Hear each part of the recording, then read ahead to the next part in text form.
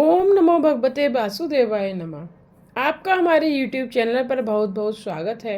आज की कथा में हम श्री रामायण के सातों कांडों के रहस्य के बारे में जानेंगे। सूत जी कहते हैं रामायण श्री राम का राम स्वरूप है। रामायण का एक एक कांड राम जी का अंग है। बाल कांड श्री राम जी का चरण है। अयोध्या कांड श्री राम जी की जंगा है। अरण्य कांड श्री राम का उदर है। किष्किंधा कांड श्री राम का हृदय है। सुंदर कांड श्री राम का कंठ है। लंका कांड श्री राम का मुख है। उत्तर कांड श्री राम का मस्तक है। श्री राम का नाम स्वरूप रामायण ग्रंथ जीव मात्र का उद्धारक है। रामचंद्र जी जब भी इस पृथ्वी पर साक्षात अवतरित होते हैं तभी अनेक जीवों का उद्धार होता है। इतना ही नहीं, जब भी प्रत्यक्ष विद्यमान नहीं होते हैं तब रामायण अनेक जीवों का उद्धार करती है। श्री राम ने तो कुछ ही जीवों का उद्धार किया था, जबकि रामायण तो अब भी कई जीवों को प्रभु के मार्ग की ओर ले जा रही है। अनेकों का कल्याण उसने किया है, कर रही है और करती रहेगी। सो एक दृष्टि से हम रामायण को राम से श्रेष्ठ कहें तो कोई आपत्ति नहीं है। रामचरित मार्गदर्शक है। रामायण से सभी को सीख मिलती है। अपना मन कैसा है यह जानना है तो रामायण पढ़ो। रामायण का मनन करने से उसमें अपना मन दिखाई देगा। रामायण मनोमालिन्य का दर्पण है। जिसका अधिकतर समय निद्रा और आलस्य में बीत जाता है वह कुंभकर्ण है। पर स्त्री का काम भाव से चिंतन करने वाला व्यक्ति रावण है। रावण अर्थात काम रुलाता है। काम ही दुखदाता है। जो रुलाता है वह रावण है। परमानंद में झुलाने वाला राम है। रामायण के 7 कांड हैं। उन सभी की कथा ऊपर संक्षिप्त में कह दी गई है। अब उसका आध्यात्मिक रहस्य देखना है। इसके 7 कांड मनुष्य की उन्नति के 7 सोपान है। एकनाथ महाराज ने कहा है कि कांड विशेष के नामों का भी रहस्य है। प्रथम कांड बाल कांड है। बालक जैसे निर्दोष बनोगे तो राम को प्रिय लगोगे। बालक प्रभु को प्रिय है, कारण कि बालक निराभिमानी होते हैं, उनमें छल कपट नहीं होता। विद्या धन और प्रतिष्ठा बढ़ने पर भी अपना हृदय बालक से निर्दोष और भोला भाला ही बनाए रखना। बाल कांड निर्दोष कांड है। राम किसे मिलते हैं? जो बालक जैसा निर्दोष बन पाता है उसे ही राम मिलते हैं। बालक जैसा निर्दोष और निर्विकारी बनने का प्रयत्न करो। आंखों के द्वारा दोष मन में प्रविष्ट होता है, सो दृष्टि पर अंकुश रखोगे तो जीवन निर्दोष बनेगा। जैसी दृष्टि वैसी सृष्टि।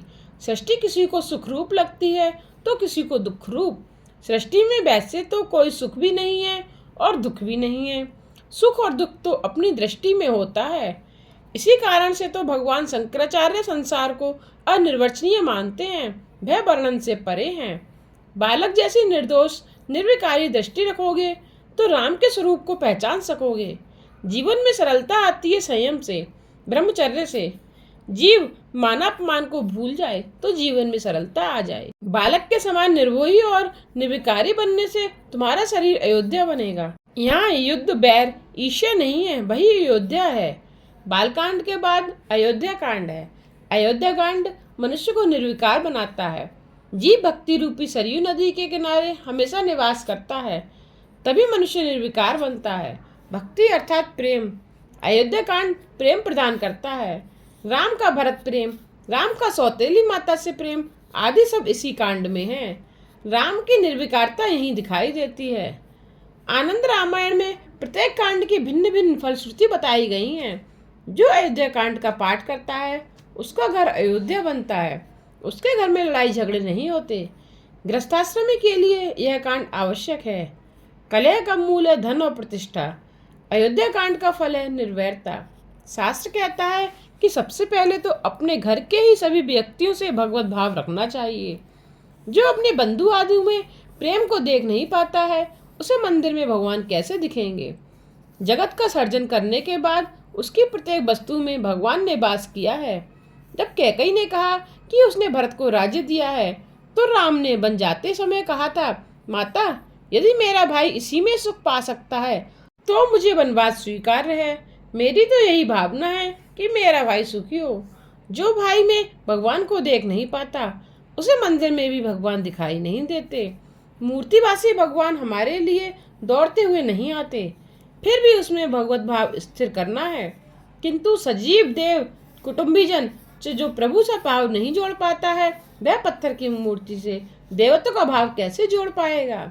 सृष्टि सृजन के बाद सभी पदार्थों में भगवान ने वास किया है। जब तक वे प्रवेश नहीं करते हैं तब तक सृष्टि निरर्थक है। सभी में ईश्वर है। मेरे भाई बहन माता पिता आदि में वही ईश्वर हैं। राम ने अलौकिक आदर्श स्थापित किया कि अपने भाई के सुख के हेतु हंसते हुए वन गमन किया। भरत का भ्रात प्रेम भी वैसा ही दिव्य है। उन्होंने राज्य स्वीकार नहीं किया। मेरे बड़े भाई वन की धूल छानते हैं, कंदमूल खाते हैं, दुखी हो रहे हैं, सो मुझे यह राज्य स्वीकार नहीं है। मेरे ही कारण वे दुखी हो रहे हैं। अयोध्या कांड के पठन से लड़ाई झगड़े निपट जाते हैं। जीवन को विशुद्ध प्रेममय बनाओ। अयोध्या कांड के बाद आता है अरण्य कांड। वह निर्वासन बनाता है। निर्वैर होने के बाद भी वासना सताती है।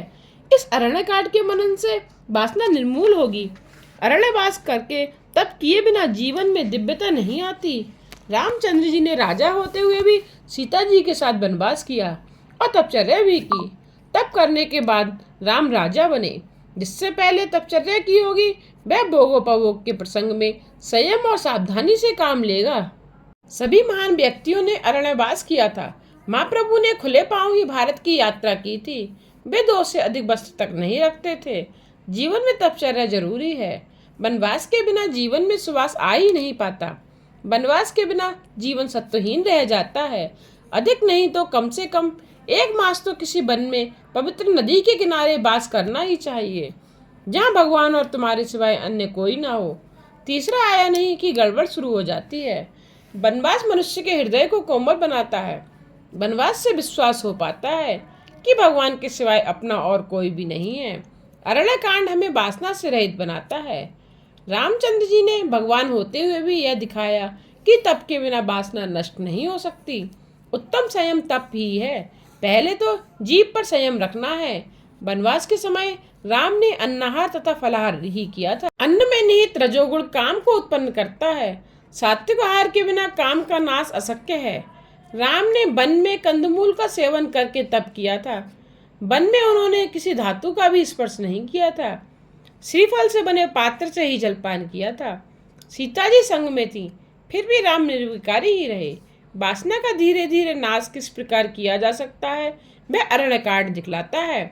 यदि वासना पर विजय पानी है तो जीवन को सात्विक बनाना होगा। तब चर्या करोगे तभी रावण मरेगा। काम रावण को मारने के लिए अरण्यवास तपचर्या आवश्यक है। इस अरण्य कांड में शूर्पणखा सबरी भी है। शूर्पणखा अर्थात वासना, मोह की ओर भगवान कभी नहीं देखते हैं। वे तो सबरी की शुद्ध भक्ति की ओर ही देखते हैं। मोह का नाश करो और शुद्ध भक्ति को अपनाओ। मनुष्य निर्विर और निर्विकार वासना रहित होता है। तभी किष्किंधा कांड में जीव और ईश्वर से मैत्री हो पाती है।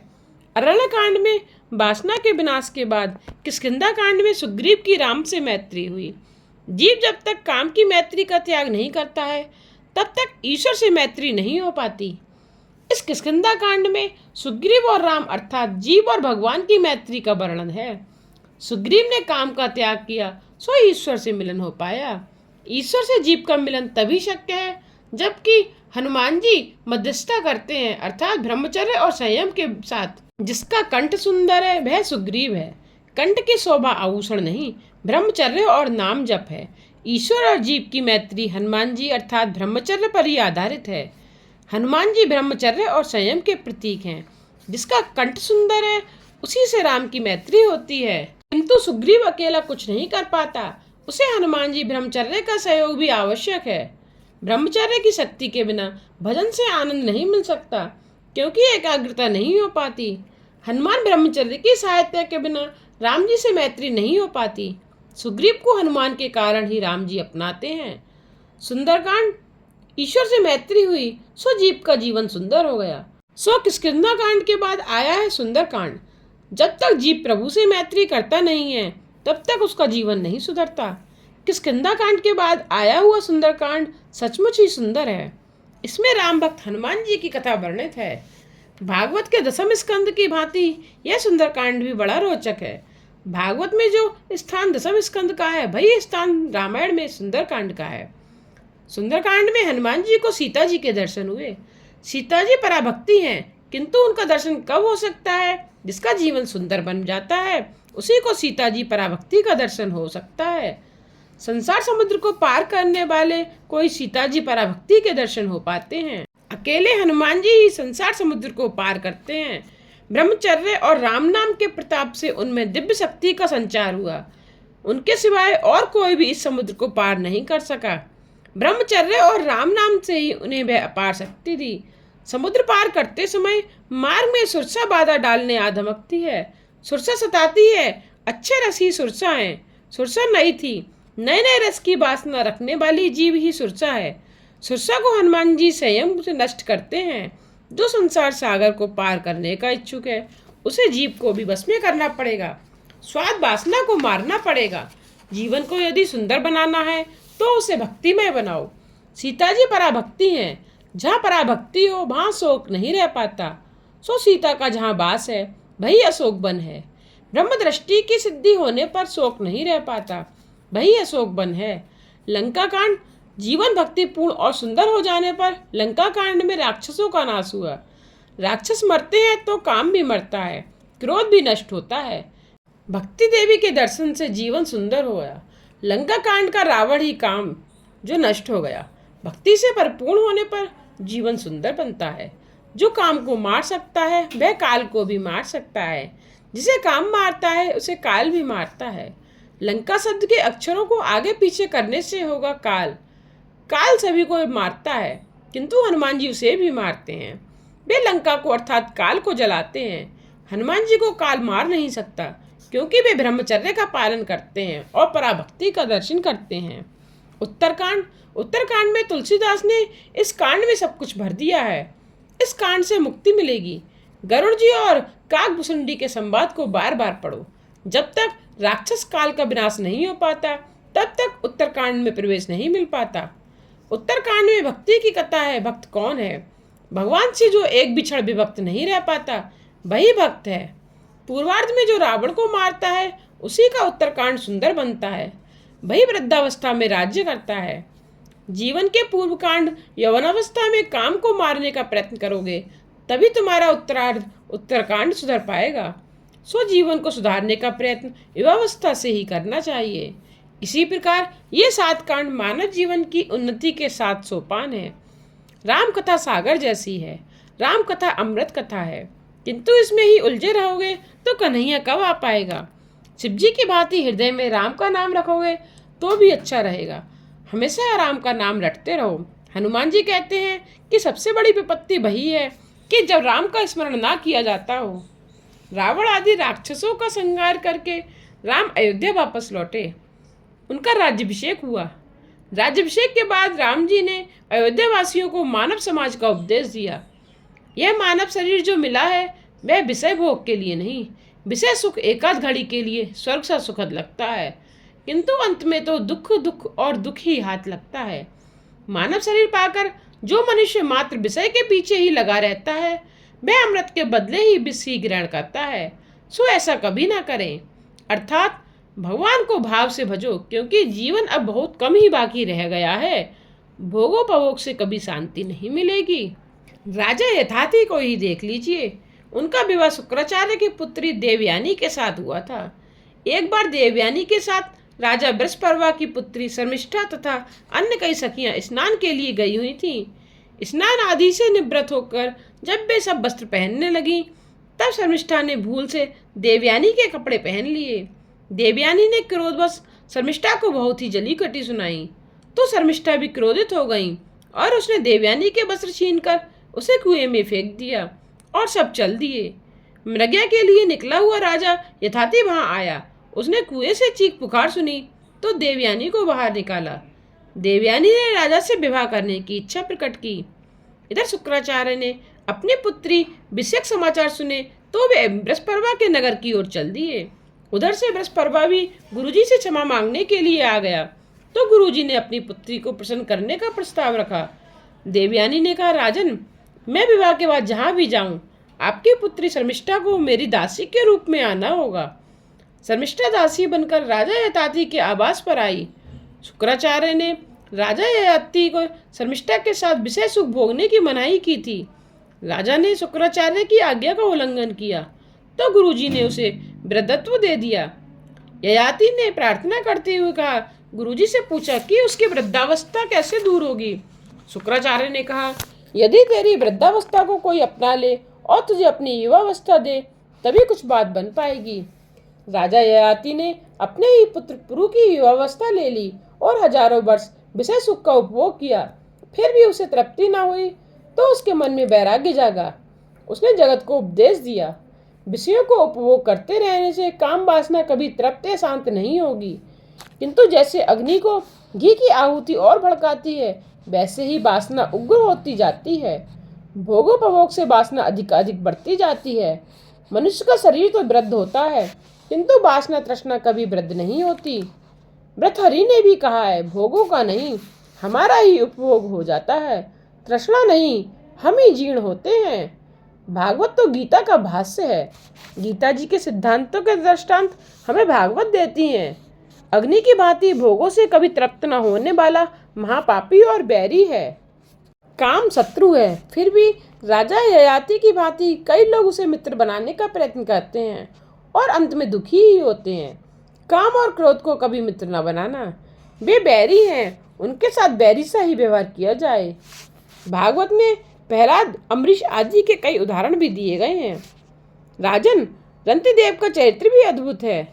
उसे जो भी कुछ मिलता है वह दूसरों को देता है। उसका जीवन ध्येय था कि चाहे उसे स्वयं कितना भी दुखी क्यों ना होना पड़े, दूसरों को सुखी करता रहेगा। रंतदेव ने एक बार तो अपने प्राणों को भी संकट में डालकर अपना भोजन पानी आदि सब कुछ औरों को दे दिया था।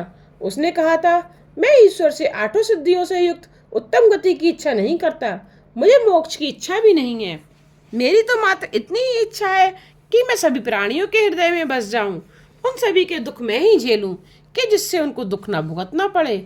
मेरी तो बस यही इच्छा है कि सभी प्राणी दुख मुक्त हो जाएं और उनका दुख मैं झेलूं। अंत में यदुराज के वंश का वर्णन है।